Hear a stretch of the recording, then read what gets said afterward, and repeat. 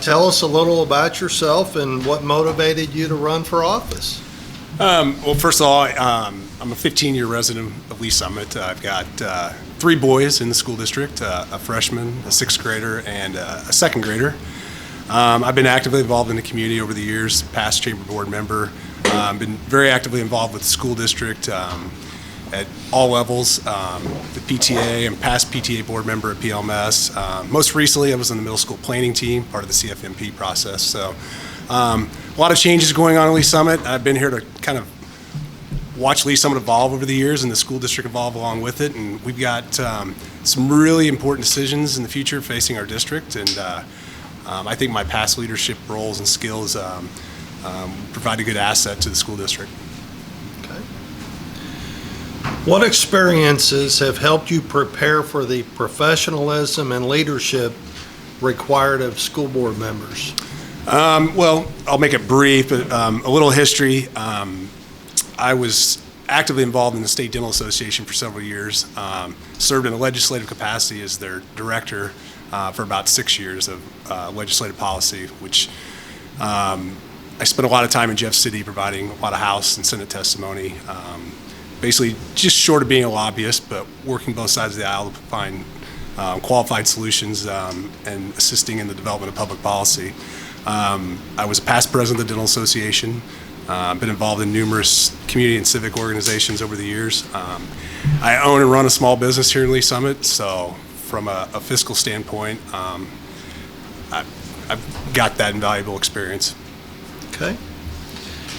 How does our district maintain and continue to improve its services and reputation? It's, Lee Summit is one of the most amazing school districts, that I've ever been around. We have tremendous opportunity, but we're facing some serious capacity issues and some growth issues over the next years. I think we have to balance those capacity issues with our operational needs, and I think qualified fiscal oversight is going to be imperative to the success of that over the course of the next 10 to 20 years. Okay. The R7 district bylaws clearly define the relationship between the R7 board and R7 staff. Please describe how you envision your working relationship with staff. Well, I've always been, because I have my own employees, of the mindset that you've got to put in place the right leadership and retain quality staff. I think that's we've obviously been through that issue with LSR7. Obviously, we've got new opportunities on the horizon, which look very promising. I think it's the board's role to really perform due diligence in hiring the administrative team at the administrative level. And then at that point, you have to, once you put that team in place, you've got to allow the district to function, through the administrative process. Okay. Please summarize your qualifications and level of financial expertise appropriate to govern an approximate $300 million school district budget. Well, I've never been around a $300 million budget in my life, but I can tell you my history with the State Dental Association, which represents approximately 2,400 dentists statewide, much smaller budget, but we ran into some similar issues with operational needs during my tenure as president. And what we basically had to do without significantly increasing dues, and I equate that to raising taxes or raising the levy here, we had to essentially lock ourselves in a room for 3 days and line item by line item every single piece of the budget, and then the staff had to provide qualified responses as far as why that should be there, why that shouldn't be there, based on the return on investment. So. Okay. What is your approach to conflict resolution among board members? Having dealt with that as well, overseeing a 13-member board at the Dental Association, there's always some sort of conflict. I think governance policies dictate a lot of that. I am a big fan of a policy governance model, which is similar to what the current board policies are, where a board speaks with one voice. Once you have rogue members, it significantly weakens that board. And that's one of my things, because obviously we've seen that occur in the past with this board, is to have a unified board that speaks with one voice, speaks through the president per the governance policies. Okay. Please describe a group deliberation experience in which you held a minority opinion but were ultimately successful in reaching a consensus. Well, probably got a lot of those in the past. When you're developing policy for a healthcare association, it's often difficult. You got a lot of rural versus urban areas, and the ideologies are strikingly different. I think one of the big things that I found successful, especially in a leadership role, is being able to hear all sides of the story, and not just hear but listen to that, and not come to a rash decision. I think if you weigh all sides, what I've found as both on the majority and minority side, everybody wants to be heard. So silencing any voice in that process, I think, is detrimental to a successful outcome. Okay. Please explain the roles of district leadership, superintendent and school board, with respect to the broader community.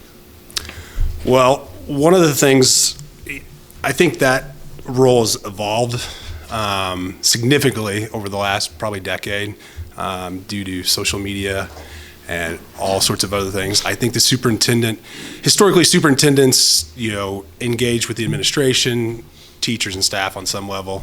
Now they're in a role where, whether they like it or not, they're engaging with not only the staff but the students and really the community as a whole.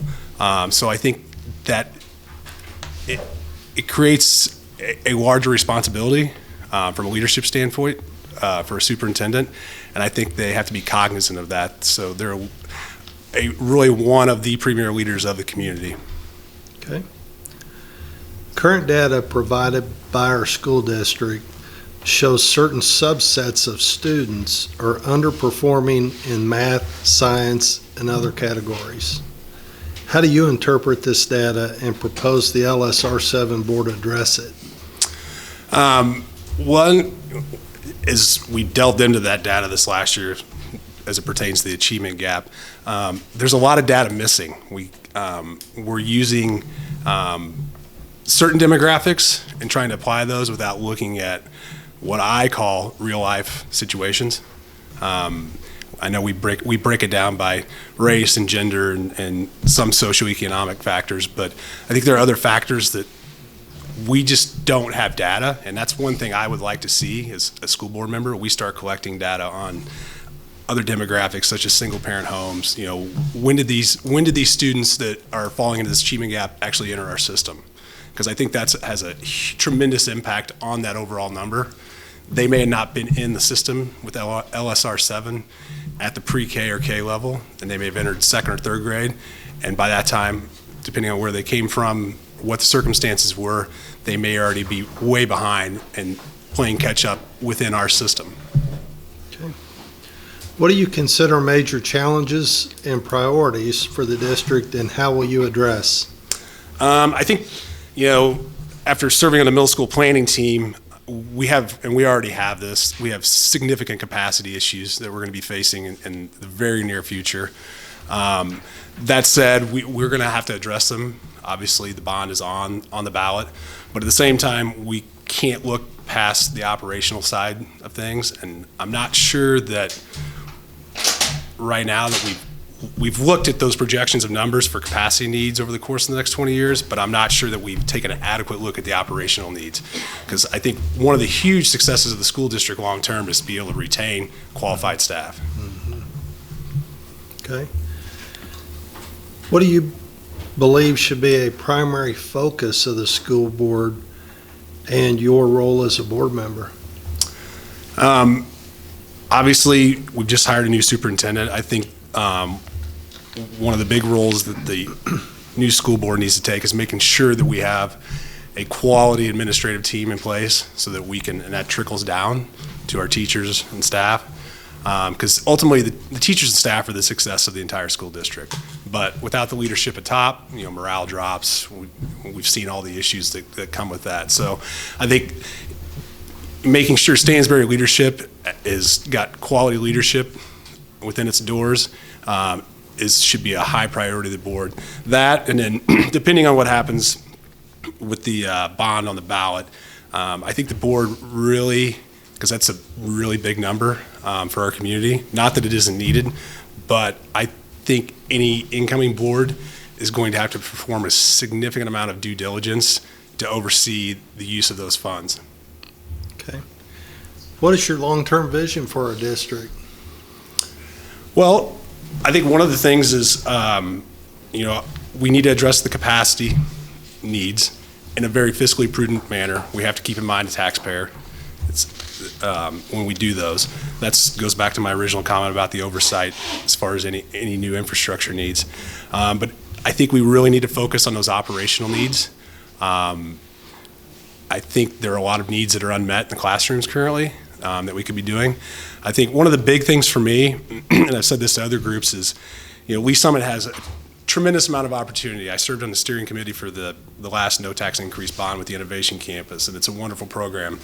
But one of the things I see evolving over time is we're only creating one pathway in Lee Summit, and I think we need to create multiple pathways, mainly in the name of either vocations or trade school, which in partnership with the Innovation Campus would be a tremendous asset and give not every child or kid in our kid in our district is destined to become a four-year or higher college graduate. And we need to provide other opportunities within our own district for those students, because I think we're losing some of those once they get to the junior high and high school level, and I think that contributes to the achievement gap as well, because some people just aren't cut out for college. And honestly, as a small business owner, vocations and trades is a great way to make a living. And if you could partner with the Innovation Campus and teach these kids business skills on top of that, that's a win-win for everybody. All right.